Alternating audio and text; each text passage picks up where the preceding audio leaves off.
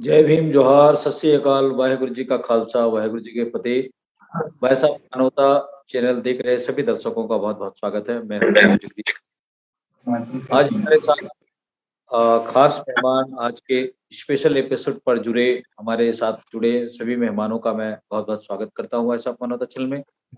आज के इस कार्यक्रम में हमारे जो खास मेहमान हैं, श्यामलाल भार्गव साहब, बहुत बहुत स्वागत है भार्गव सर। राजेंद्र बंजारे साहब हमारे साथ जुड़ गए हैं, बहुत स्वागत करते हैं राजेंद्र बंजारे सर का। विश्वास मेश्राम साहब जुड़ गए हैं, उनका भी हम आज के इस प्रोग्राम में बहुत बहुत स्वागत करते हैं। जैसा कि आप सब लोगों को मालूम है कि संविधान की हम एपिसोड चला रहे हैं इस चैनल के माध्यम से। और पिछली बार हम लोगों ने संविधान की जो मूल प्रस्तावना है, इस पर हम लोग एक एपिसोड के माध्यम से इस पर चर्चा भी किए थे, लेकिन फिर भी जरूरी है कि संविधान की प्रस्तावना की विभिन्न कड़ियों को विस्तार से और बात करने की जरूरत है। तो आज हम फिर से संविधान की मूल प्रस्तावना के संदर्भ में आज हम फिर से चर्चा इसलिए करना चाह रहे हैं कि उसमें बहुत सारे ऐसे कंट्रोवर्सी हैं, ऐसे बहुत सारे बाबा साहब के समय में संसद भवन में कई बार ऐसी बातें आई है, उस पर भी विस्तार से जाने की जरूरत है। तो मैं आज की इस परिचर्चा को जो विषय है हमारा, उसमें हम भारत के लोग जो मूल प्रस्तावना है, हम भारत के लोग मैं इस पर श्यामलाल भार्गव जी से चाहूंगा कि मूल प्रस्तावना के संदर्भ में जो आज की बातें हैं उसको लेकर के थोड़ी विस्तार से बताएं। ठीक है श्यामलाल भार्गव। जय भीम। जय भीम सर। आज के इस प्रोग्राम में इकट्ठा हुए साथियों, आप सभी को जय भीम। आज का ये विषय बहुत महत्वपूर्ण विषय है, क्योंकि संविधान का जो बेसिक स्ट्रक्चर है वो संविधान की प्रस्तावना को कहा जाता है। तो इसको समझने के पहले थोड़ा सा संविधान को समझना जरूरी है। संविधान किसे कहते हैं? किसी देश के राजनीतिक व्यवस्था को सुचारू रूप से चलाने के लिए जो बुनियादी सांचे ढांचे बनाए जाते हैं उसको संविधान कहते हैं। ये राजनीतिक भाषा में इसको ऐसा कहा जाता है, लेकिन अगर रियलिटी में देखा जाए तो संविधान आप काटो ना, आप ना वो एक 3 डंडा वाला को करो, पहले नहीं करता था। बंजारे सर अपनी आवाज को मेरे म्यूट में कर भी लें। तो सबका आ रहा है, पर आपका जो है ना, आपका भी आ रहा है। बंजारे सर अपनी आवाज को म्यूट कर लें, प्रोग्राम लाइव आवाज चल नहीं रहा आ रहा है। उसके चक्कर में। बंजारे सर अपनी आवाज को म्यूट कर लें प्लीज जी। भार्गव सर अपनी बात रखें। हाँ, तो मैं कह रहा था संविधान यानी एक सामाजिक समझौता है। हम राज्य से समझौता करते हैं कि हमारा ये अधिकार होगा और इस अधिकार को ऑनर करना जरूरी है, मानना जरूरी है। जी। जो हमारे फंडामेंटल राइट है, मौलिक अधिकार है, उसका उल्लंघन किसी भी हालत में कोई भी नहीं कर सकता है। इस बात की एग्रीमेंट है संविधान। जी। तो जो संविधान का जो पहला लाइन है, जहां से संविधान शुरू होता है, उसको कहते हैं प्रस्तावना। प्रस्तावना यानी संविधान की गोल, वो ये बताना चाहता है संविधान, प्रस्तावना हमें, कि संविधान हमें किस दिशा की ओर और कहां ले जाना चाहता है। उसको हम प्रेम्बल या प्रस्तावना कह सकते हैं, या उसको यूं भी कह सकते हैं, ये प्रस्तावना जो है एक एजेंडा है संविधान की, कि हम देश के लोगों को क्या क्या देना चाहते हैं, क्या क्या सुविधाएं देना चाहते हैं, इस बात की एजेंडा है वो। तो इतना महत्वपूर्ण विषय है प्रस्तावना कि इसको जितनी बार हर एक वर्ड को जितने अलग अलग तरीकों से समझेंगे उतना ज्यादा बेनिफिट होगा। आज संविधान के ऊपर में बहुत सारे लोगों में जागरूकता आया है और कहीं भी कोई भी प्रोग्राम होता है, यहाँ तक कि जो हमारे सांस्कृतिक प्रोग्राम है या सामाजिक प्रोग्राम है, उसमें भी संविधान के प्रियम्बल को पढ़ा जाता है। लेकिन खाली प्रियम्बल को पढ़ लेने मात्र से जो हमारा उद्देश्य है वो पूरा नहीं होगा। हमें प्रियम्बल के एक एक शब्द को जानना है और बहुत गंभीरता से जानना है कि उसका क्या भाव है, क्या स्पिरिट है, संविधान बनाने वालों ने क्या क्या सोच करके संविधान को बनाया है। तो ये जब तक हम प्रस्तावना को गंभीरता पूर्वक अध्ययन नहीं करेंगे, चिंतन नहीं करेंगे, तो हम जो अपने सामाजिक कार्यक्रमों में जो प्रियम्बल की शपथ लेते हैं वो हमको ठीक से समझ नहीं आएगा। तो सबसे पहले मैं आपको संविधान के जो प्रियम्बल की जो पहला लाइन है उस पर बात करना चाहता हूं। संविधान की प्रस्तावना की पहला लाइन कहता है कि हम भारत के लोग,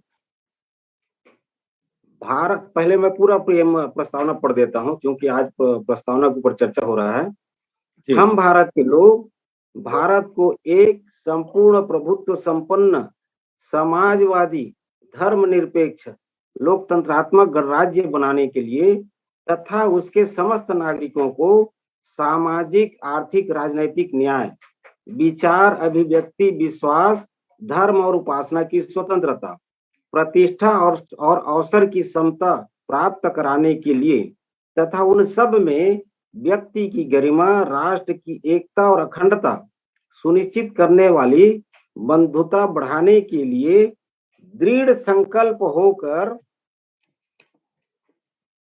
अपनी इस संविधान सभा में आज तारीख 26 नवंबर 1949 ईस्वी को एतद द्वारा संविधान को अंगीकृत, अधिनियमित और आत्मर्पित करते हैं। ये प्रियम्बल है पूरा, माने संविधान का ये गोल है। अब गोल में जो पहला लाइन आता है, हम भारत के लोग, जब ये पहला लाइन जब लिखा जा रहा था तो संविधान सभा में इस पर बहुत डिबेट हुआ। केटी शाह संविधान सभा के मेंबर थे, बहुत जागरूक मेंबर थे। वो खड़ा होकर के बोले संविधान सभा में कि हमें जो है संविधान की शुरुआत गॉड के नाम से करना चाहिए। केटी शाह ने कहा। पश्चिम बंगाल से एक व्यक्ति और खड़ा हुए, उन्होंने कहा नहीं, हम गॉड को नहीं मानते, हम गॉडेस को मानते हैं, दुर्गा माता को मानते हैं। तो दुर्गा माता के नाम से संविधान की शुरुआत होना चाहिए। और इस प्रकार से कुछ लोगों ने खड़ा हुआ, उन्होंने कहा कि नहीं, महात्मा गांधी ने बहुत काम किया है तो उनका भी कुछ गुणगान कर दिया जाए संविधान के पहले लाइन में। तो इस किस्म से बहुत सारे वहां पर विचार आए, लेकिन इस पर वोटिंग हुआ बाद में कि गॉड के नाम से होना चाहिए या हम भारत के लोगों के नाम से होना चाहिए। जब ये वोटिंग हुआ संविधान सभा में तो 68 वोट, 68 वोट हम भारत के लोगों को मिला और 41 वोट, 41 वोट गॉड को मिला। कहने का मतलब मेरा ये है कि जब संविधान बन रहा था, पहला लाइन लिखा जा रहा था, उसी समय संविधान निर्माताओं ने ये मान लिया था कि हमारे देश में गॉड मुख्य नहीं होगा, गॉड को हम एक किनारे रखेंगे और हम गॉड के जगह पर विज्ञान को महत्व देंगे। हम भविष्य की ओर देखेंगे, भूतकाल की ओर नहीं देखेंगे। हम वर्तमान को बनाएंगे और विज्ञान को आगे बढ़ाएंगे। ये इस बात का प्रमाण है। गॉड पहले ही दिन हार गया था, अंधविश्वास हारा था और विज्ञान जीता था। यानी हम देश को आधुनिकता की ओर ले जाना चाहते हैं।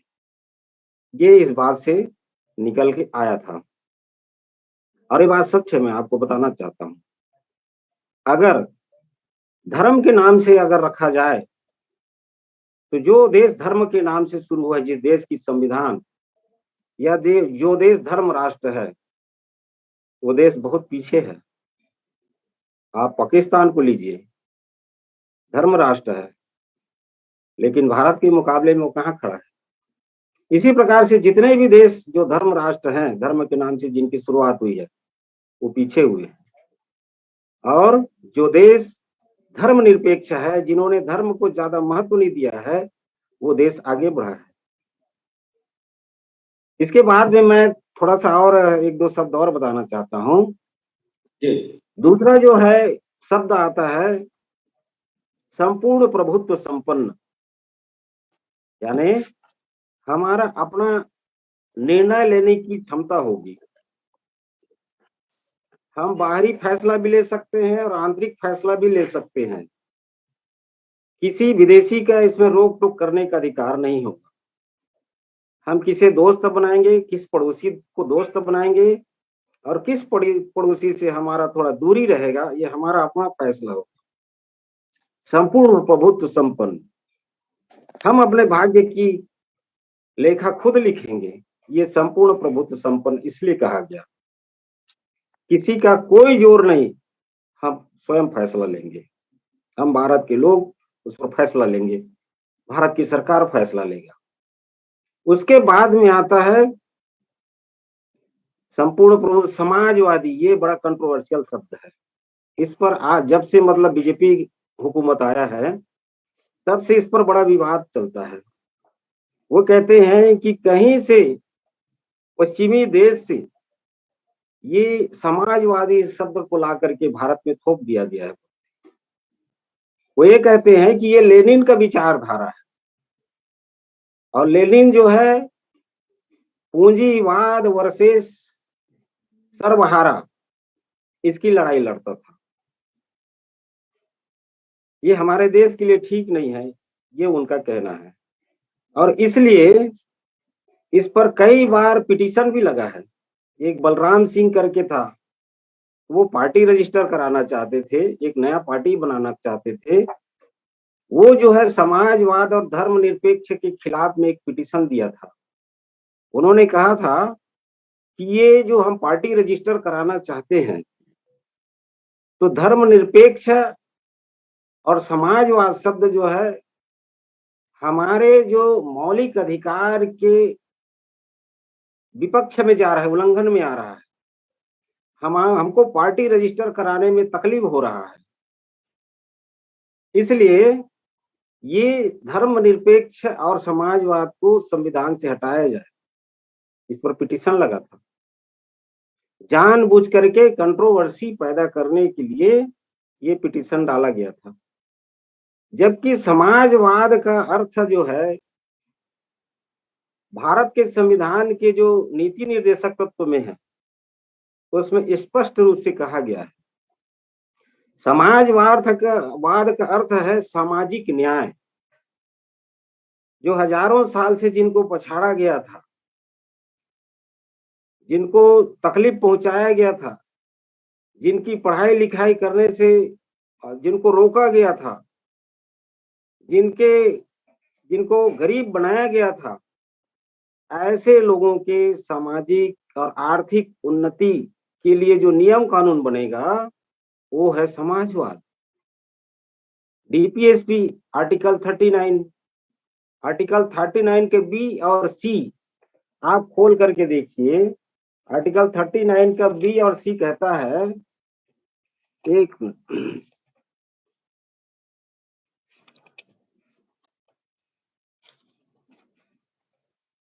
हाँ, आर्टिकल 39 का बी और सी कहता है कि समुदाय के भौतिक संसाधनों का स्वामित्व और नियंत्रण इस प्रकार बटा हो जिसमें सामूहिक हित का सर्वोत्तम रूप से साधन हो।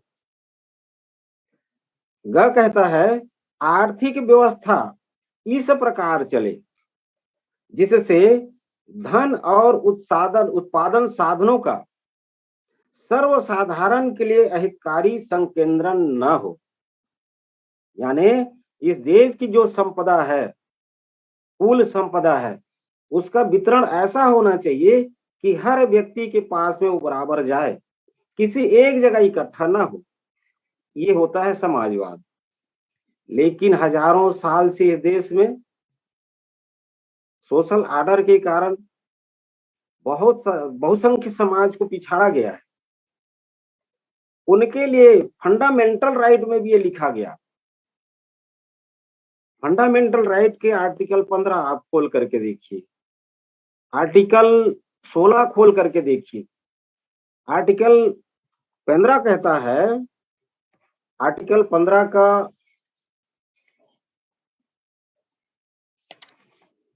3, इस अनुच्छेद की कोई बात राज्य को स्त्रियों और बालकों के लिए कोई विशेष उपबंध करने से निवारित नहीं करेगा। और 4 कहता है, इस अनुच्छेद की या अनुच्छेद 29 के खंड 2 की कोई बात राज्य को सामाजिक और शैक्षणिक दृष्टि से पिछड़े हुए नागरिकों के किन्हीं वर्गों की उन्नति के लिए या स्पेशली इसमें लिखा गया है, या अनुसूचित जातियों और अनुसूचित जनजातियों के लिए कोई विशेष उपबंध करने से निवारित नहीं करेगी, यानी रोकेगी नहीं। सरकार इस अनुच्छेद में जो समता का अधिकार है, उसके तहत अगर कोई भी मतलब स्पेशल प्रावधान करता है शेड्यूल कास्ट शेड्यूल ट्राइब के लिए या बालकों के लिए या महिलाओं के लिए, क्योंकि उनको पिछाड़ा गया हजारों साल से, हर दृष्टिकोण से पिछाड़ा गया है, तो ऐसे समाज के लिए कोई विशेष उपबंध करता है तो ये अनुच्छेद समता का अधिकार उसको रोकेगा नहीं, ये उनके पक्ष में होगा। ये संविधान के फंडामेंटल राइट में भी ये लिखा गया है। ये है समाजवाद। लेकिन उनका ये कहना है, जो विवाद करते हैं, कि समाजवाद पश्चिमी देश से लिया गया है, क्योंकि उनको तकलीफ ये है, क्योंकि उस जमाने में लुटेरा पूंजीपति हुआ करते थे, सर्वहारा गरीब जनता की शोषण करते थे। तो आज जब लोगों को कुछ सुविधाएं मिल रही संविधान की वजह से, तो वो कहते हैं कि ये समाजवाद ठीक नहीं है। वो पुनः उसी स्थिति में देश को पहुंचाना चाहते हैं, पूंजीवाद की ओर ले जाना चाहते हैं, जातिवाद की ओर ले जाना चाहते हैं, धर्म की कानून को बनाना चाहते हैं वो लोग, जैसे पहले चलता था। तो इसलिए इस पर बहुत डिबेट होता है, ये विवाद होता है। इस बात को देश की जनता को और हमारे लोगों को भी गंभीरता पूर्वक सोचने, समझने और चिंतन करने की जरूरत है। दूसरा शब्द समाजवाद। तीसरा शब्द आता है धर्मनिरपेक्ष। ये बहुत कंट्रोवर्शियल शब्द है। जब से बीजेपी आया है तब से इस पर बहुत ज्यादा डिबेट होते रहता है। वो हमेशा कोशिश में लगे रहता है कि इस पर डिबेट किया जाए और ऐन कैन प्रकारेण इस देश की संविधान को खत्म करके हिंदू राष्ट्र बनाया जाए। और हिंदू राष्ट्र बनाने का सबसे बड़ा बाधक धर्मनिरपेक्ष शब्द उनको लगता है, जबकि ऐसा नहीं है। वो ये कहते हैं कि धर्म निरपेक्ष का मतलब होगा कि विधर्मी देश का कोई धर्म नहीं होगा, ये उनका कहना है। और भारत धर्म राष्ट्र है। अगर धर्म विधर्मी होगा, यदि राष्ट्र विधर्मी होगा, तो राष्ट्र का नाश हो जाएगा, ऐसा भी कहते हैं वो लोग। और तरह तरह के तर्क देते रहते हैं, हमारे लोगों को मिसगाइड करते रहते हैं। मैं आपको बताना चाहता हूं आज आपके चैनल के माध्यम से, धर्मनिरपेक्ष का अर्थ होता है कि राज्य का कोई धर्म नहीं होगा। राज्य सभी धर्मों से समान दूरी बना के रखेगा। किसी एक धर्म को वो जो है प्राथमिकता नहीं देगा। लेकिन जो राज्य के लोग हैं, देश के लोग हैं, उनका धर्म होगा। आर्टिकल 25 अंतःकरण और धर्म को अबाध रूप से मानने की आजादी देता है हर व्यक्ति को, लेकिन राज्य को नहीं। अगर राज्य का धर्म होगा तो क्या नुकसान होगा, इस पर भी चिंतन करने की जरूरत है। संविधान सभा में इस पर डिबेट हुआ, इस पर चर्चाएं हुई कि कुछ लोगों ने कहा कि हम प्रियम्बल में ही लिख देते हैं,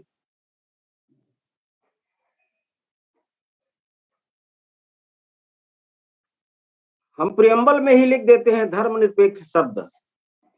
लेकिन वहां पर यह कहा गया कि किसी एक शब्द के लिखने से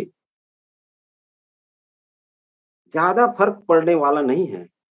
ऑलरेडी संविधान के फंडामेंटल राइट में ये शब्द ऑलरेडी लिखा जा चुका है आर्टिकल 15 में, और कहा गया कि आर्टिकल 15 में लिखा है कि धर्म, मूल वंश, जाति, लिंग और जन्म स्थान के आधार पर राज्य किसी के साथ में भेदभाव नहीं करेगा। यानी धर्म के आधार पर राज्य को किसी भी व्यक्ति के साथ में, किसी भी नागरिक के साथ में भेदभाव करने का अधिकार नहीं है। ये मौलिक अधिकार में लिखा है। तो अगर मौलिक अधिकार में जब बातें लिखी जा चुकी है तो उसको अलग से प्रियम्बल में लिखने की जरूरत ही नहीं था। इसलिए उस समय प्रियम्बल में इस बात को लिखा नहीं गया। लेकिन बाद में इसको 42वें संविधान संशोधन 1976 में 76 में इसको ऐड किया गया, समाजवाद और धर्मनिरपेक्ष को। जो ऑलरेडी अंदर था, जो हमारे फंडामेंटल राइट में था, उसी बात को प्रियम्बल में लिखा गया, समाजवाद और धर्मनिरपेक्ष शब्द को। इस पर बड़ा विवाद होता है कि इसको लिख के गड़बड़ कर दिया, जबकि इसको जो है 76 के पहले केशवानंद भारती वाला केस में 1973 में इसको बेसिक स्ट्रक्चर भी कह दिया गया था। संविधान का बेसिक स्ट्रक्चर, मूलभूत ढांचा, जो समाजवाद और जो धर्मनिरपेक्ष है उसको संविधान का मूलभूत ढांचा कहा गया है।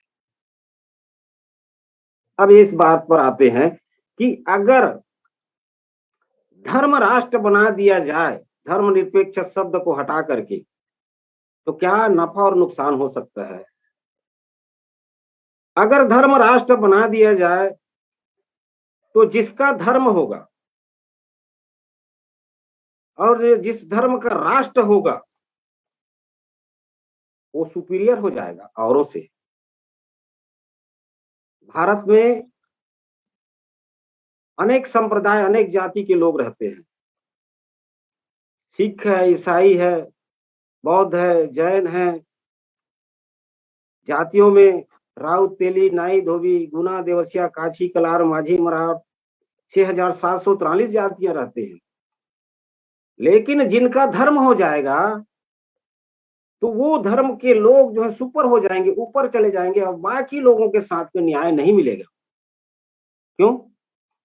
धर्म राष्ट्र होने पर उनके राष्ट्रपति होगा, जैसे पाकिस्तान में होता है। दूसरे धर्म के लोगों को राष्ट्रपति वो नहीं बनाते हैं क्योंकि धर्म राष्ट्र है। धर्म राष्ट्र होने से मुख्यमंत्री उनका होगा, सुप्रीम कोर्ट का जज होगा, हाई कोर्ट का जज होगा, कलेक्टर उनका होगा। तो जब उनका होगा और अदर लोग उनके पास शिकायत करने जाएंगे, शिकायत लेके जाएंगे, उनके साथ में न्याय होगा। क्योंकि जज साहब किसी धर्म से बंधा होगा, उसका धर्म होगा, तो जब वो डिसीजन देगा तो सबसे पहले वो अपने धर्म की ओर देखेगा, और धर्म की ओर देखेगा तो पहले उसको प्राथमिकता देगा जो उसके धर्म के आदमी है, और जो शिकायत लेकर के गया है उसका धर्म के आदमी नहीं है, उस पर ध्यान नहीं देगा, उसको सजा देगा। अन्याय उसके साथ हुआ जरूर है, लेकिन जब धर्म राष्ट्र होगा तो उसको न्याय नहीं मिलेगा, सजा मिलेगी। और ये हजारों साल तक इस देश के अंदर में ये होते रहा है। धर्म राष्ट्र जब ये देश था, धार्मिक कानून चलता था, तो अन्याय को ऊपर उठाया जाता था और जिसके साथ में अन्याय हुआ होता था वो बेचारा जो है दर दर की ठोकरें खाता था। ये देखा गया है और उसी के कारण, ये अन्याय अत्याचार होने के कारण ही भारत के संविधान में फंडामेंटल राइट में भी ये लिखा गया। आप लोगों को देखेंगे तो पता चलेगा, आर्टिकल 15 में, ये मौलिक अधिकार में है, आर्टिकल 15 में क्लास 2 ये क्या कहता है? क्लास 1 के बारे में मैं बताया कि राज्य को निर्देश है धर्मनिरपेक्ष के लिए वो कहता है राज्य को धर्म, मूलवन, जाति, लिंग के आधार पर भेदभाव नहीं करेगा। लेकिन ये क्लास 2 क्या कहता है आर्टिकल 15 का? कोई नागरिक केवल धर्म, मूलवन, जाति, लिंग और जन्म स्थान या इनमें से किसी के आधार पर दुकानों, सार्वजनिक भोजनालयों, होटलों, सार्वजनिक मनोरंजन के स्थानों में प्रवेश या पूर्णतः या भागतः राज्य निधि द्वारा पोषित स्थानों पर प्रतिबंध नहीं लगा सकता है। ये होता था हजारों साल से। लोगों को सार्वजनिक रोडों पर, सार्वजनिक होटलों पर, तालाबों पर, शमशान घाटों पर जाने नहीं दिया जाता था, प्रतिबंध लगाया जाता था। इसलिए फंडामेंटल राइट के आर्टिकल 15 समता के अधिकार के अंतर्गत आता है। उस समय ही ये लिखना पड़ा कि कास्टिज्म होता है, कास्टिज्म को खत्म करने के लिए ये आर्टिकल लिखा जा रहा है, उसके लिए स्पेशल प्रबंध भी बनाया। तो इस किस्म से जो हमारा जो धर्मनिरपेक्ष है, ये बहुत ही महत्वपूर्ण चीज है। इसको बहुत गंभीरता से सोचने समझने की जरूरत है। किसी के बहकावे में आने की जरूरत नहीं है। मैं देश की जनता से हाथ जोड़ करके विनती करता हूं आपके चैनल के माध्यम से, ये जो समाजवादी शब्द और धर्मनिरपेक्ष को बड़ी गंभीरता से समझें। ये कंट्रोवर्सी पैदा कर रहे हैं इस देश में जो है, धर्मनिरपेक्ष शब्द को खत्म करने के लिए ये हिंदू राष्ट्र बनाना चाहते हैं। जिस दिन हिंदू राष्ट्र बनेगा, ना तो आपके पास में कोई मौलिक अधिकार रहेगा और ना ही भारत की संविधान रहेगा। तो इतना ही, और हमारे साथी हैं उनको भी सुनना है, इतना ही बातें जोड़ करके मैं अपनी बहुत शुक्रिया श्यामलाल भार्गव जी। देता हूं। संविधान की प्रस्तावना को लेकर एक सुंदर विचार और एक तार्किक विचार के रूप में आपने आज की इस परिचर्चा पर अपनी बात रखा है। मैं विश्वास मेश्राम जी से चाहूंगा कि वो अपनी आवाज को म्यूट करें और स्क्रीन पे आए। विश्वास मेश्राम साहब अगर सुन रहे हैं हमें तो जी, बहुत बहुत स्वागत है मेश्राम साहब। जैसा कि अभी संविधान की प्रेम्बल पर आज महत्वपूर्ण चर्चा हो रही है, मैं चाहूंगा कि श्यामलाल भार्गव जी ने अपनी बातें जो रखी है एक कसौटी के रूप में, मैं चाहूंगा कि आप भी अपने विचार साझी करें आज के इस प्रोग्राम में। विश्वास मेश्राम साहब। धन्यवाद, सभी को जय भीम जी।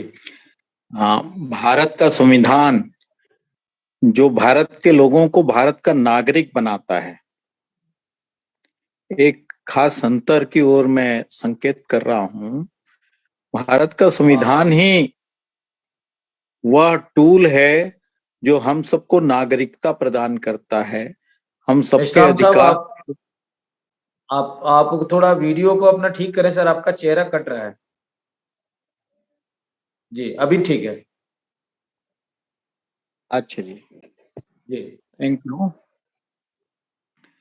तो भारत का संविधान जो है वो भारत के लोगों को बताता है कि वो भारत के नागरिक है। अभी जैसा आदरणीय श्यामलाल भार्गव साहब ने हमको बताया है कि संविधान की प्रस्तावना की क्या विशेषताएं हैं, तो उन्होंने हिंदी में बताया है, मैं थोड़ा सा इसको इंग्लिश में बता देता हूं ताकि जिन शब्दों के अर्थ बहुत साफ नहीं हो पाए हों तो वो हम ज्यादा अच्छे से समझ सके। मैं उनसे सहमत हूं कि हम भारत के लोग वो मूल बिंदु है जो हम सब भारतवासियों को, भारत के रहने वालों को ये ताकत प्रदान करता है कि वो सब कह सकें कि ये भारत देश हमारा है और हम भारत के लोग मिलकर भारत को एक सोवेरेन सोशलिस्ट सेक्युलर डेमोक्रेटिक रिपब्लिक बनाते हैं। इन पांचों शब्दों का बहुत बहुत ज्यादा महत्व है, न सिर्फ भारत के लिए बल्कि दुनिया के किसी भी आधुनिक देश के लिए। हम जो है, जब हम सोवेरेन कहते हैं, हम संपूर्ण प्रभुत्व संपन्न, इसका अर्थ होता है कि हम जो है भारत के बारे में जो कुछ तय करना होगा हम तय करेंगे, कोई बाहर की शक्ति हमारे बारे में निर्णय नहीं लेगी, हम खुद निर्णय लेंगे। एक पुराना स्लोगन है कि आजादी का यह पैगाम, अपना निर्णय अपना काम। तो यहाँ निर्णय भी हमारा होगा और काम भी हमारा होगा। क्या करना है इसका निर्णय हम खुद लेंगे, कोई और हमें नहीं बताएगा। इसी तरह सोशलिस्ट शब्द के बारे में अभी बताया गया, कोई कंट्रोवर्सी नहीं है। कंट्रोवर्सी कौन पैदा करने की कोशिश करता है? वो लोग जो इस संविधान के बनने के पहले अपने आप को बहुत प्रभुत्व संपन्न समझते थे, ताकतवर समझते थे और दूसरों का शोषण करते थे। एक झटके में भारत के संविधान ने भारत के हर नागरिक को बराबरी के स्तर पर खड़ा कर दिया। हम भारत के लोग अब इस संविधान के लागू होने के बाद बराबर हैं, मन के एक समान हैं, जैसा हमारे गुरु घासीदास जी ने कहा, या जैसे हमारे महान पुरखों ने कहा, बुद्ध से लेकर रैदास, कबीर, गुरु नानक, सभी ने ये बात कही है कि दुनिया में सारे लोग परस्पर समान हैं। तो ये बात जो है इस संविधान ने हमें प्रदान की है। और इसके पहले जो गैर बराबरी हुआ करती थी भारत के समाज में, उस गैर बराबरी को एक झटके से कानून बनाकर समाप्त कर दिया गया। इसीलिए ये सोशलिस्ट है, समाजवादी है, जिस समाज में समाज का प्रभुत्व रहेगा, सेकुलर है, धर्मनिरपेक्ष है। धर्मनिरपेक्षता के बारे में अभी बहुत अच्छे से भाई श्यामलाल भार्गव ने बताया। ये जो धर्मनिरपेक्षता है, वास्तव में राज्य का कोई धर्म नहीं होगा, ये कहता है। जिसे धर्म का पालन करना है वो व्यक्तिगत रूप से पालन करे, और धर्म वास्तव में व्यक्तिगत पालन करने की चीज है। इसका समाज से कोई लेना देना नहीं है। समाज जो लोग कहते हैं ना, धर्म के नाम पर अपने आप को बांटते हैं, वो सांप्रदायिकता है, संप्रदाय है, वास्तव में सेक्ट है, संप्रदाय के रूप में लोग रहते हैं। तो भारत का संविधान तो ये कहता है कि भारत के सारे लोग बराबर हैं और कानून की नजर में सभी लोगों का बराबरी का हिस्सा है। तो सेकुलर को हम डिफाइन कर रहे थे। सेकुलर जो है, राज्य को सभी धर्मों से समान दूरी बनाने की बात है। राज्य का कोई धर्म नहीं होगा और उसका स्वरूप भी इस प्रकार से होगा कि वो बिना किसी धर्म को प्रधानता दिए अपना काम सबसे बराबर दूरी बनाकर करे। हम डेमोक्रेटिक रिपब्लिक है, हम लोकतांत्रिक गणराज्य हैं। गणराज्य, बुद्ध के समय जब 16 जनपद हुआ करते थे तो उन्हें याद करें कि गण का राज्य, लोगों का राज्य है ये रिपब्लिक।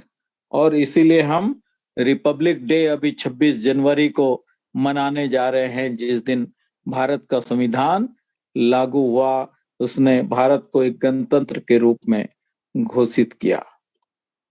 इसके अलावा ये जो संविधान की प्रस्तावना है वो भारत के सभी नागरिकों को, रिपीट, नागरिकों को, इस शब्द का बहुत महत्व है। हम अभी भी इस देश के लोग नागरिक बनने की प्रक्रिया में हैं।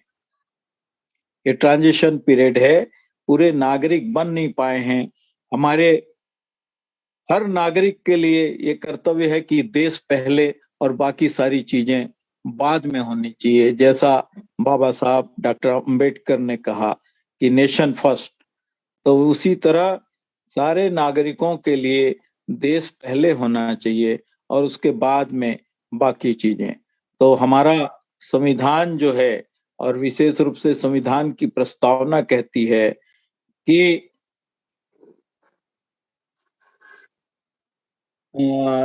we the people of India having solemnly resolved to constitute India into a sovereign, socialist, secular, democratic republic and to secure to all its citizens, सारे नागरिकों को क्या देने का वादा करता है ये? जस्टिस, न्याय। और कौन सा न्याय? सोशल, इकोनॉमिक एंड पॉलिटिकल, सामाजिक न्याय, आर्थिक न्याय और पॉलिटिकल न्याय। अब यहाँ पर बाबा साहब का वो बात हमें याद रखना चाहिए। हर समय जब भी हम संविधान को हाथ में लेते हैं तो हमें उनकी चेतावनी याद रखनी चाहिए कि संविधान कितना भी अच्छा हो, यदि उसको लागू करने वाले लोग खराब होंगे तो वो संविधान को खराब कर डालेंगे, उसका असर खराब कर देंगे। और संविधान कितना भी खराब हो, उसको लागू करने वाले लोग यदि अच्छे हैं तो वो संविधान को बहुत अच्छा बना देंगे। तो जो समस्याएं हम देखते हैं वो संविधान की नहीं है, बल्कि संविधान को लागू करने वाले लोगों की है। तो हमारा संविधान तो हमें ये प्रॉमिस करता है कि भारत के सभी नागरिकों को न्याय मिलेगा। कौन सा न्याय? सामाजिक, आर्थिक और राजनीतिक न्याय। अब ये अलग बात है कि हम सामाजिक न्याय को भी पूरी तरह लागू होते नहीं देखते हैं। जिस संविधान ने भारत के बहुत बड़ी जनसंख्या को, जिनमें शेड्यूल कास्ट हैं, शेड्यूल ट्राइब हैं, अदर बैकवर्ड्स हैं और माइनॉरिटीज हैं, उनको रिजर्वेशन दिया, तो उस रिजर्वेशन के खिलाफ एक अल्पसंख्यक तबका बार बार हाई कोर्ट और सुप्रीम कोर्ट जाता है और हमारे सामाजिक न्याय को बाधित करने की कोशिश करता है। और हमें ये कहने में संकोच नहीं है कि जो कॉलेजियम सिस्टम है उसमें रिजर्वेशन नहीं है। रिजर्वेशन जो वंचित लोगों को प्रतिनिधित्व दिए जाने का प्रावधान संविधान में किया गया है। तो इस कॉलेजियम सिस्टम के कारण यदि उसमें जनसंख्या के अनुपात में SC, ST और OBC लोगों का प्रतिनिधित्व नहीं होता तो ये लगता है कि संविधान की मूल भावना के साथ कहीं न कहीं सवाल खड़ा किया जा रहा है। और ये संविधान की मूल भावना के अनुसार सबको प्रतिनिधित्व देना महत्वपूर्ण है, कंपल्सरी है, अनिवार्य है। आगे हम बढ़ते हैं तो secure to all its citizen. अभी हमने जस्टिस की बात की थी, न्याय की बात की थी। दूसरा शब्द है लिबर्टी, स्वतंत्रता। किस चीज की लिबर्टी? यहां देखिए, इंडिपेंडेंस शब्द नहीं है बल्कि लिबर्टी शब्द यूज किया गया है। तो इस बात को जरूर याद रखने की जरूरत है कि हमको किस चीज की लिबर्टी है? थॉट्स की, विचारों की, एक्सप्रेशन की। हम अभिव्यक्ति की बात करते हैं, आजादी, बिलीफ की, हम विश्वास की, फैथ की, किस चीज में हम फैथ रखें, विश्वास करें, भरोसा करें, और वर्शिप की भी लिबर्टी हमारा कॉन्स्टिट्यूशन हमें सिक्योर करता है कि ये मिलेगी। इसी तरह जो तीसरा शब्द है वो है इक्वेलिटी, समता। और समता किस चीज की? Equality of status end of opportunity. किस चीज की इक्विलिटी? हमें अवसरों की और सभी स्तर पर समता हमारा संविधान सिक्योर करता है, हमें वादा करता है, हमें दिया ही जाना है ये। और क्या है?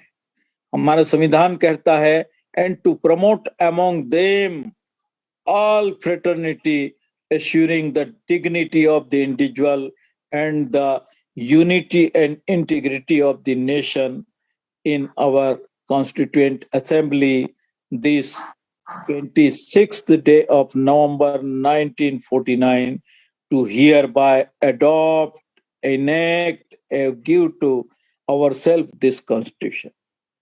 हम अपने लोगों के बीच में, ये संविधान कहता है कि भारत के सारे लोगों के बीच हम भाईचारा को और बहनचारा को बढ़ावा देंगे और उन्हें, हर व्यक्ति को गरिमा और उसको भारत की एकता और अखंडता को बनाए रखने का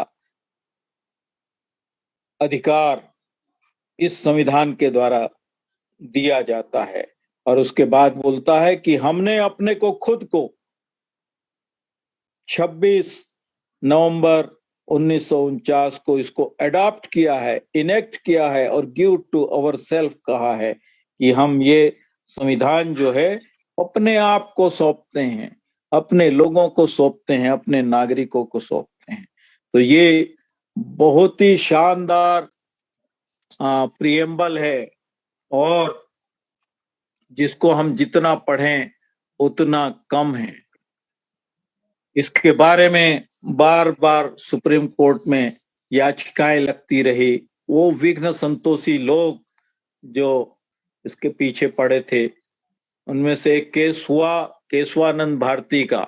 उसमें सुप्रीम कोर्ट को कहना पड़ा कि preamble is a part of Indian constitution, और इस तरह जो है संविधान की ये एक तरह से व्याख्या करना पड़ा कि इसका प्रेम्बल भी जो है, उद्देशिका जो है, प्रस्तावना जो है, वो पार्ट ऑफ कॉन्स्टिट्यूशन है, उससे अलग नहीं है। इसी तरह हम देखते हैं कि हमारे संविधान में केवल एक प्रियम्बल है, केवल एक प्रस्तावना है, जबकि इसके 22 भाग हैं, 12 शेड्यूल हैं और 448 आर्टिकल्स हैं। हम यदि सोचे कि इस प्रस्तावना का सबसे महत्वपूर्ण शब्द कौन से हैं, तो मेरे विचार में जो इसका सबसे महत्वपूर्ण शब्द है, हालांकि हर एक शब्द इसका बहुत महत्वपूर्ण है, उस सब के बावजूद मेरा व्यक्तिगत विचार है कि हम भारत के लोग, we the people of India, हमारे संविधान का सबसे महत्वपूर्ण शब्द समुच्चय है जो इस हमारे प्रेम्बल को शुरुआत देता है।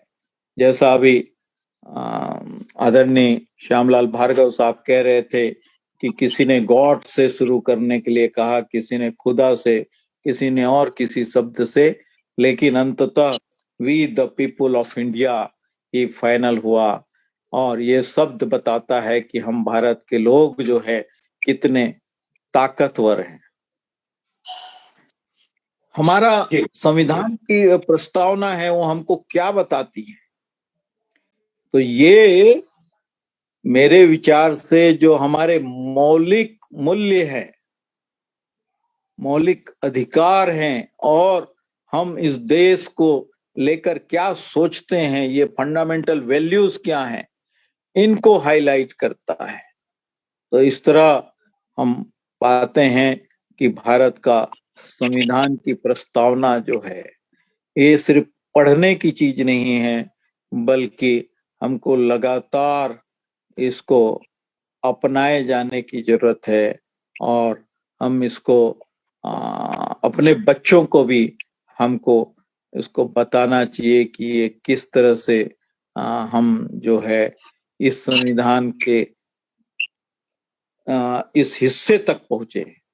इससे ये तब तक संभव नहीं है जब तक हम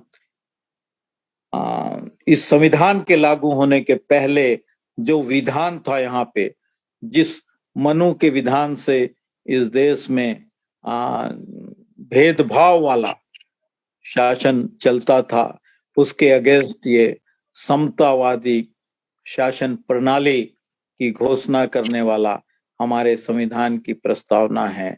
और we the people of India declares in unambiguous terms that the Constitution has been adopted, enacted, and given to themselves by the people of India. तो हम भारत के लोग ने इस संविधान को खुद बनाया। ये कोई ईश्वरीय रचना नहीं है, बल्कि हमारे लोगों ने, भारत के लोगों ने इसको तैयार किया है और भारत के लोगों को दिया है।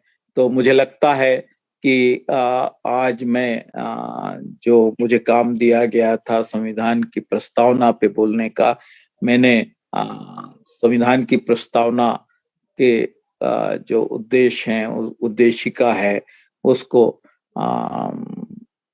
न्याय किया होगा आप लोगों के साथ में। इससे संबंधित कोई सवाल हो तो आप पूछ सकते हैं। Thank you. और टू जी, बहुत शुक्रिया विश्वास मेश्राम साहब, आपने बहुत अच्छे से संविधान की मूल प्रस्तावनाओं का, जिसे हम प्रीएम्बल कहते हैं, उसको डिफाइन करने की कोशिश की है। बहुत बहुत शुक्रिया। मैं राजेंद्र बंजारे साहब बहुत देर से हमारे साथ जुड़े हुए हैं। मैं चाहूंगा कि राजेंद्र बंजारे साहब भी अपनी बात आज के इस महत्वपूर्ण विषय पर अपनी बात रखें। बंजारे सर, स्वागत है। जी सर, जय भीम और जय भीम। सतनाम, वाहेगुरु की फतेह, सर जय सतनाम। सर, ये हमारे दो साथियों ने, मेश्राम साहब और भार्गव साहब ने इतना अच्छा जानकारी दे दिया प्रेम्बर के बारे में।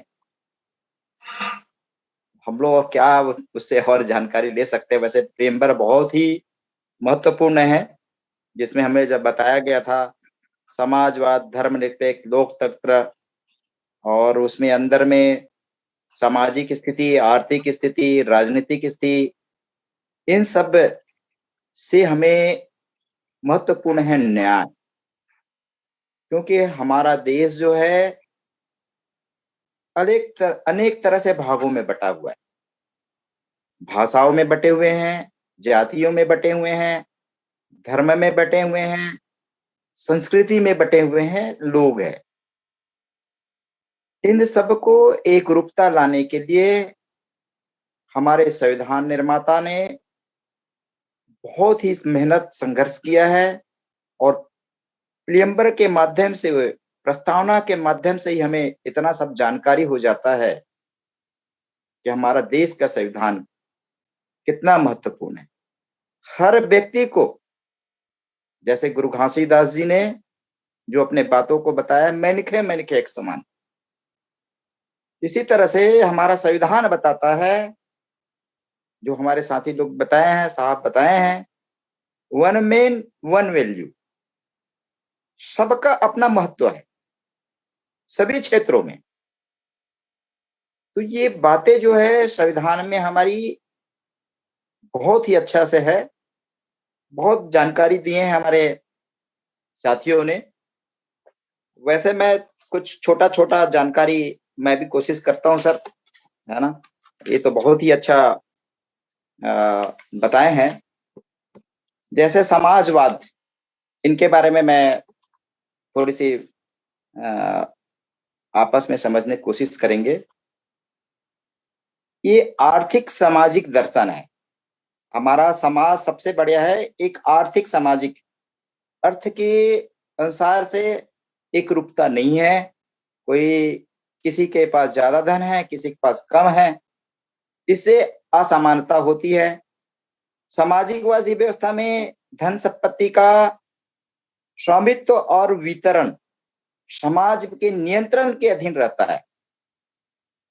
आर्थिक, सामाजिक, वैचारिक प्रत्यय के तौर पर समाजवाद निजी संपत्ति पर आधारित अधिकारों का विरोध करता है। तो किसी व्यक्ति के पास एक तो 2 वक्त की रोटी खाने के लिए नहीं है और एक के पास इतना सारे है, ये समाजवाद नहीं बन सकता। ये समाजवाद के हमारे राष्ट्रीय स्तर में ये कह सकते हैं, समाजवाद के जन्मदाता थे कार्ल मार्क्स और एक फ्रेडरिक एंजिल थे, जो समाज को किस तरह से व्यवस्थित करना है और क्या क्या उनकी जो मान और सम्मान की जो बातें हैं उस पर बहुत अच्छे से किए हैं।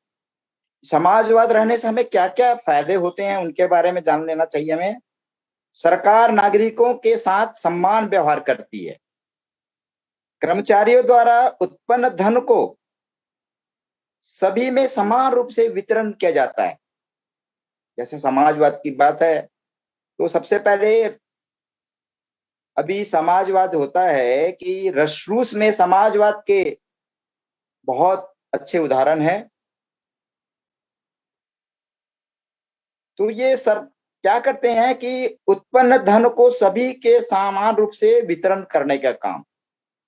जैसे हम लोग, हमारा देश जो है कृषि प्रधान देश है, आर्थिक स्थिति जो है ऊपर नीचे रहती है, तो महंगाई चरम सीमा पर आ जाती है। तो महंगा होने के लिए फिर जिसके पास पैसा है वो तो आसानी से खरीद सकते हैं, तो ये एक वितरण प्रणाली की व्यवस्था चालू किया। इस उसे कम मूल्यों पे या सबसे कम गरीबों को कम से कम एक वक्त का रोटी तो मिल जाए, भोजन तो मिल जाए, उनके लिए भी बहुत अच्छा प्रावधान रखा। सरकार उत्पादन के साधनों का प्रबंधन करती है, जो यह सुनिश्चित करती है कि संसाधन के उपयोग और वितरण में निष्पक्षता रखता है। विश्व का पहला समाजवाद स्विस रूस पहला देश माना जाता है। तो ये समाजवाद में जो हमारे देश के जो प्रमुख जो लोग हैं, जैसे जयप्रकाश नारायण जी, राम मनोहर लोहिया जी, डॉक्टर राम मनोहर लोहिया जी, ये समाजवाद के बहुत महत्वपूर्ण थे। वैसे तो हमारे डॉक्टर बाबा साहब इससे कम नहीं थे, किसी मूल्यों में इनसे अग्रणी थे, क्योंकि पूरी ही समाजवाद, पूरी हिस्ट्री उन्हीं से शुरुआत होती है। तो समाजवाद शब्द का प्रयोग बहुत ही महत्वपूर्ण था, प्रियम्बर में बहुत जरूरी था। और समाजवाद कहाँ कहाँ होता है, जैसे श्रीलंका में लोकतांत्रिक समाजवाद गणराज्य की व्यवस्था है, वियतनाम में भी समाजवाद गणराज्य की व्यवस्था है, हमारे देश में भी समाजवाद ये बात तो करते हैं, संवैधानिक रूप से भी है, पर उसको अमल नहीं करते हैं। पुर्तगाल में भी इस तरह से है।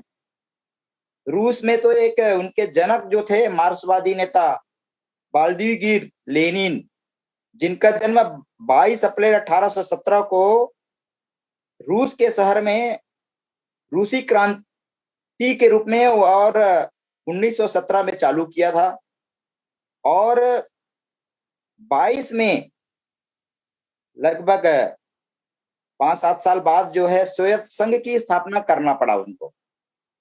तो ये हमारे समाजवाद जो रूस के साथ हमारी मित्रता कैसे बनी, ये हमारे भारत देश की संविधान के कारण बना।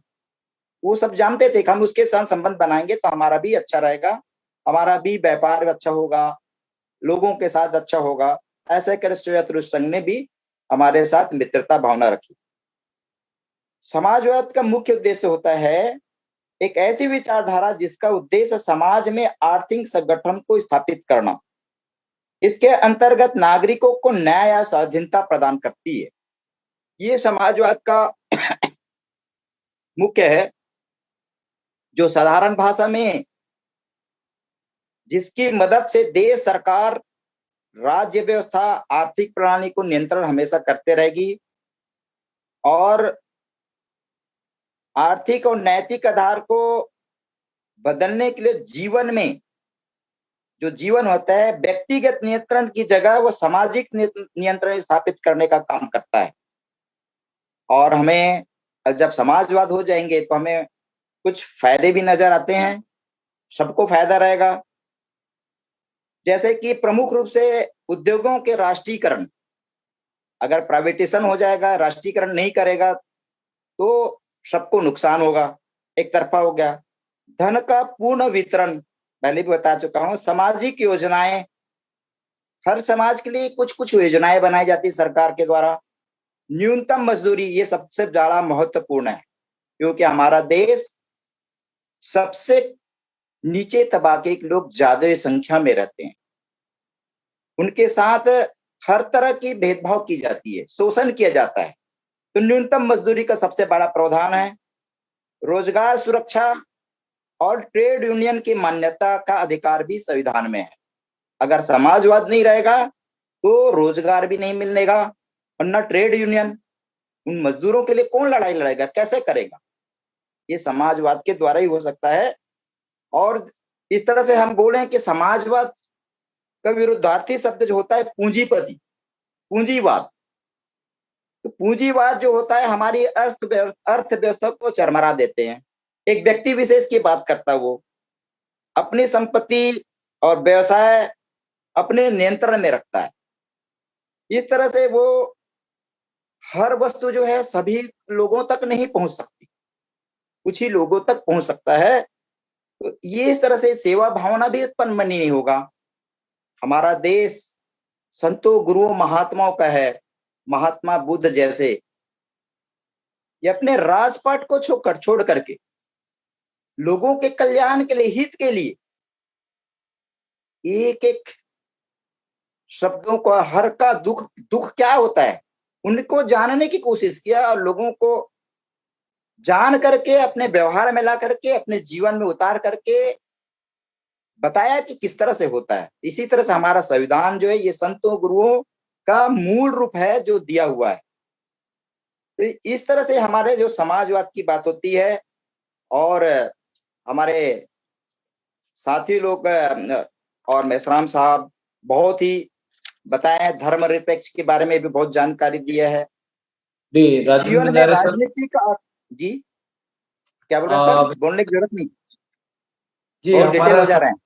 जी जी, सब समय हमारा नजदीक आ चुका है। ठीक है सर, तो मैं इतना ही बताना चाहूंगा कि धर्मनिरपेक्ष के बारे में बहुत ज्यादा सामाजिक, आर्थिक, सांस्कृतिक और धर्म के बारे में भी बहुत अच्छी जानकारी दी है हमारे भार्गव साहब, है ना। ये भारत की संविधान बहुत महत्वपूर्ण है। इतना बोलता हूँ सर, बोल करके मैं अपना वाणी शुक्रिया राजेंद्र बंजारे सर। मैं लास्ट कमेंट के रूप में कम शब्दों में सारांश में श्यामलाल भार्गव जी से फिर से चाहूंगा कि अपनी बात लास्ट कमेंट के रूप में रखें आज के इस महत्वपूर्ण विषय पर, फिर हम कार्यक्रम को समाप्त करेंगे। Bhargav sir short. Thank you sir ji, धन्यवाद। मैं 4 विषय पे अपना बात रखा था। हम भारत के लोग, संपूर्ण प्रभुत्व संपन्न, समाजवाद और धर्मनिरपेक्ष। 5वां जो शब्द आता है लोकतंत्रात्मक और 6वां आता है गणराज्य। ये 2 बहुत ही महत्वपूर्ण सब्जेक्ट है, विषय है। इस पर भी बहुत गंभीरता से ध्यान देने की हम लोगों को जरूरत है जी। एक जमाना था इस देश के अंदर में, साल दर साल, पीढ़ी दर पीढ़ी, हजारों साल तक राजा का लड़का ही राजा होता था। सारे अधिकार उसके पास में होता था। लेकिन जब संविधान बनाया गया इस देश के अंदर में, भारत में, तो लोकतंत्रात्मक व्यवस्था को अपनाया गया और लोकतंत्रात्मक व्यवस्था में ये कहा गया कि एक व्यक्ति का एक वोट होगा और एक वोट का एक कीमत होगा।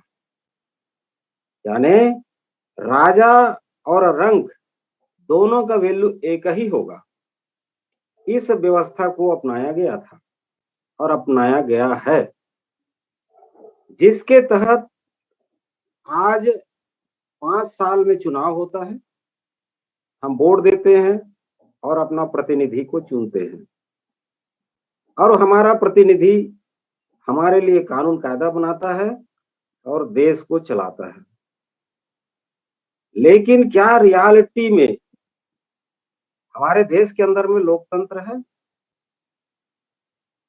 लोकतंत्र मुझे दिखाई नहीं देता है। अगर मुझे आप कहें, वोट पैसों में खरीदे जाते हैं, कहाँ है लोकतंत्र? दारू में बिक जाते हैं लोग, कहाँ है लोकतंत्र? लोकतंत्र जो शब्द है, इसकी जागरूकता लोगों में नहीं है। लोगों में इसकी जागरूकता पहुंचाने की जरूरत है, सबसे पहली बात। दूसरी बात, अगर हम पार्टियों के अंदर देखें, पार्टियों के अंदर भी लोकतंत्र नहीं है। जैसे कांग्रेस पार्टी को आप ले लीजिए, कांग्रेस पार्टी में जो कांग्रेस पार्टी का जो बड़ा बड़ा लीडर है या सांसद जिसको हम चुन करके भेजते हैं या मंत्री बनाते हैं, क्या वो कांग्रेस पार्टी के अध्यक्ष के खिलाफ बोल सकता है? वो नहीं बोल सकता है। क्या वो सोनिया गांधी के खिलाफ बोल सकता है? क्या वो राजीव गांधी के खिलाफ बोल सकता है? इसी प्रकार से आप बीजेपी को ले लीजिए, क्या बीजेपी के कोई भी सांसद या विधायक क्या अमित शाह के खिलाफ या मोदी के खिलाफ बोल सकता है? इसी प्रकार से आप बहुजन समाज पार्टी को भी ले सकते हैं, क्या बहन जी के खिलाफ कोई विधायक या सांसद बोल सकता है? अगर बोलता है तो पार्टी गति विरोधी कानून के तहत उसको पार्टी से ही अलग कर दिया जाता है। जब इस किस्म की हमारे पार्टी में जिसको हम प्रतिनिधि बना करके भेजते हैं, वहां लोकतंत्रात्मक व्यवस्था नहीं है, तो नीचे कैसे लोकतंत्र हो पाएगा? इस बात को गंभीरता से चिंतन करने की जरूरत है, सोचने समझने की जरूरत है। जी जी, इनर पार्टी डेमोक्रेसी अंदर में बहुत जरूरी है, और इसकी दुष्परिणाम आज हमारे सामने है। रिजर्वेशन कोटे से 131 सांसद चुन करके हम लोग भेजते हैं, लेकिन पार्टी में डेमोक्रेसी नहीं होने के कारण वो पार्टी गाइडलाइन से बाहर जाकर के बोल नहीं पाते हैं, वो पार्टी के गुलाम हो जाते हैं। कांग्रेस से चुन के गया है वो कांग्रेस पार्टी के गुलाम हो जाता है। अगर बीजेपी से चुन के गया है तो बीजेपी पार्टी का गुलाम हो जाता है, जबकि वो रिजर्व सीट से चुन करके गया है। उनकी आवाज उठाना चाहिए, जो दबे कुचले लोग हैं, जो रिजर्व सीट के लोग हैं या रिजर्व सीट की नुमाइंदगी उनको करना चाहिए, लेकिन ऐसा नहीं हो पाता है। पार्टी गाइडलाइन से वो हट करके काम नहीं कर पाते हैं। तो इस पर एक बहुत गंभीर चिंतन करने की जरूरत है। इनर पार्टी डेमोक्रेसी इस देश के अंदर में बहुत जरूरी है। जब ऐसा हो सकता है, हो जाएगा, तो निश्चित रूप से जो 131 सांसद और 1100 विधायक जो शेड्यूल कास्ट शेड्यूल ट्राइब के चुन करके भेजते हैं, वो लोग अपने समाज के लिए हक, अपने समाज के हक के लिए आवाज उठा सकेंगे और उठा सकते हैं, लेकिन पार्टी गाइडलाइन में बंधे हैं। इसकी बहुत कमी है, इस पर चिंतन करना है। एक चीज और मैं बताना चाहता हूं, विचार और अभिव्यक्ति की आजादी, विचार अभिव्यक्ति धर्म और उपासना की स्वतंत्रता, इसी में मैं थोड़ा आगे आ गया हूँ। मैं अपने आप को एक कर पा रहा हूँ, लेकिन सिस्टम से अगर मैं बताऊंगा तो सारी बातें समझ में आएगा। जैसे मैंने 5वां शब्द बताया, लोकतंत्रात्मक। भार्गव सर, हम इस विषय को लेकर और हम एपिसोड करेंगे, क्योंकि समय हमारा काफी जो टाइम है उससे हमारा ओवर हो रहा है। तो मैं आप सब लोगों से आज के इस कार्यक्रम को समाप्त करने की इजाजत चाहता हूं। समय हमें इजाजत नहीं देता है, तो मैं श्यामलाल भार्गव साहब का, विश्वास मेश्राम जी का और राजेंद्र जी का, और आज के इस कार्यक्रम के प्रायोजक मेघराज जी का और कृपाल सिंह का बहुत बहुत धन्यवाद करता हूं।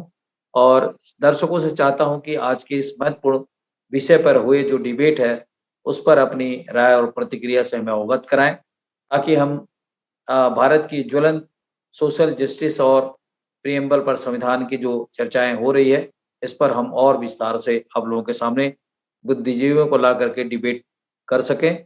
तो मैं आज के इस कार्यक्रम को यही समाप्त करता हूँ। राजेंद्र बंजारे साहब का जी, इस पर जो है ना आप थोड़ा और डिबेट करवाइए, बार बार करवाइए। जी जी, हर एक जो है ना एक एक शब्द को जो है ना एक एक शब्द को लेकर के डिबेट करवाइए, बल्कि नहीं तो इसमें एपिसोड ही चल रहा है। श्यामलाल भार्गव साहब, हम आपको बताना चाहेंगे, आप जितना संविधान के बारे में प्रियम्बल की एक वर्ड का एक दिन डिबेट हो, एक शब्द का, जैसे हम भारत के लोग, तो उसमें जो है बहुत सारे वक्ताओं को बुला करके उस पर डिबेट होना चाहिए। जी, उसके बाद में संपूर्ण प्रभुत्व पर डिबेट हो, एक दिन का पूरा रहेगा वो। इसी प्रकार से धर्मनिरपेक्ष है, आपका समाजवाद है, लोकतंत्रात्मक है, गणराज्य है, और उसके बाद में ये विचार अभिव्यक्ति विश्वास धर्म उपासना की स्वतंत्रता, ऐसे जो है एक एक जो शब्द है ना उस पर हमको एक एक दिन का पूरा समय लेना पड़ेगा, तब जाकर के पूरा हमको समझ में आएगा। ऐसा किया जा सकता है क्या? आप थोड़ा विचार करके इस पर जो है ना एक बनाइए। इसको एकदम छलांग लगा लेना ठीक बात, मतलब उतना ज्यादा फायदेमंद नहीं होगा, क्योंकि प्रियम्बल ही वो चीज है जिसको अगर हम समझ गए या लोगों को समझा दिए तो संविधान को समझना बहुत आसान हो जाएगा। यहीं से संविधान जो है समझा जा सकता है। ये की है संविधान का, की यही है। अगर ये समझ गए तो बाकी तो अपने आप समझ जाएंगे लोग। थोड़ा थोड़ा बताना पड़ेगा।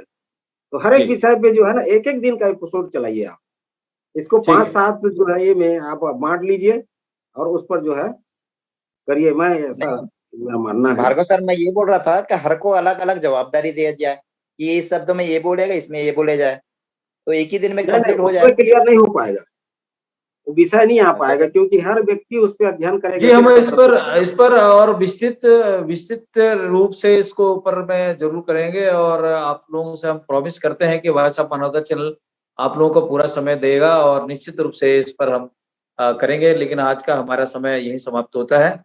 मैं आप सब लोगों से आप लोगों का धन्यवाद करता हूं। आज के इस विषय पर आप लोगों ने अपना कीमती समय दे करके विस्तार से बातें रखने की कोशिश की है। वॉइस ऑफ मानवता चैनल में जुड़े सभी दर्शकों से मैं गुजारिश करता हूं कि इस पर अपनी प्रतिक्रिया जरूर दें।